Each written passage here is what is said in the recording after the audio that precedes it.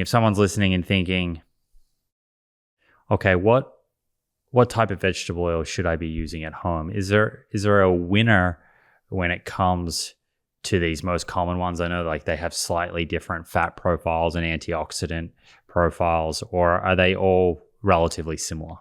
I guess I don't have a problem with using what's called vegetable oil, which is soybean oil, on salads and in baking and cooking. It doesn't have the, I mean, you can fry in it where you really can't fry in olive oil. That's got the omega-6. It'll provide the omega-6s. Olive oil tastes great. It's good on salads. And I'm not against olive oil by any means. I'm against the demonization of, I guess it would be corn, soy, and cottonseed are really the primary omega-6 providing oils these days. And I think people should continue to use them. They're cheaper. So the one reason to use them is they're just less expensive. And they're not to be avoided. Earlier, you mentioned that some of these vegetable oils over the years have been converted to a more high oleic acid, so higher monounsaturated fat content, so they contain much less linoleic acid. That's usually sunflower and safflower oil, I think. Where do those, in this decision-making process, if someone's at the shelf, is there an advantage to choosing high oleic acid sunflower or safflower oil over soybean oil? No, I would think it'd be a disadvantage. I mean, you would use them the same way, but you would be missing out on an important nutrient called linoleic acid. And what about if someone currently is mostly using olive oil or avocado oil or canola oil that are just naturally richer in monounsaturated fats? Is that the same thing where you think there would be benefit to consuming vegetable oils? I think that the data we've been talking about compels you to say trying to get more linoleic acid in your diet is a good thing. Trying to be up in that highest quintile or quartile of blood linoleic acid levels is a good thing. I've thought for a long time that Omega Quant at our laboratory, we ought to create a blood. We have an omega-3 index test, right?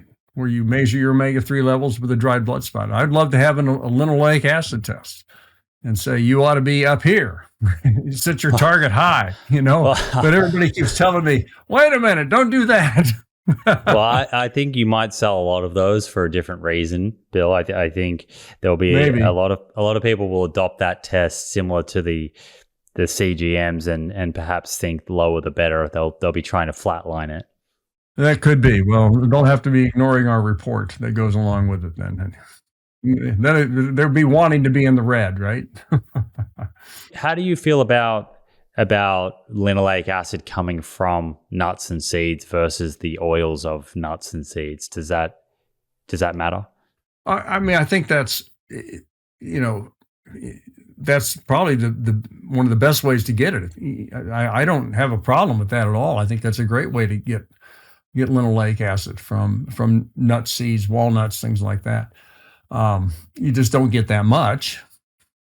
You're really not going to get a good load of it like you would get in. But again, I think we go back to, like we were saying earlier, where are people in America anyway getting their linoleic acid?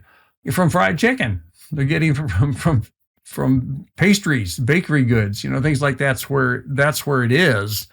And nuts and seeds are like 4th, 5th, 6th down the road. I think that should come up. I'd like to see them eat less of the products that have, that are high sugar, high fat, that also contain linoleic acid, but they don't need to have all, the linoleic's good. The other stuff is bad. Unfortunately, they come together in some cases. So I'd like to see more natural consumption, but I don't want to reduce the consumption. We've spoken a little bit about heating these oils earlier when we were talking about the production of them.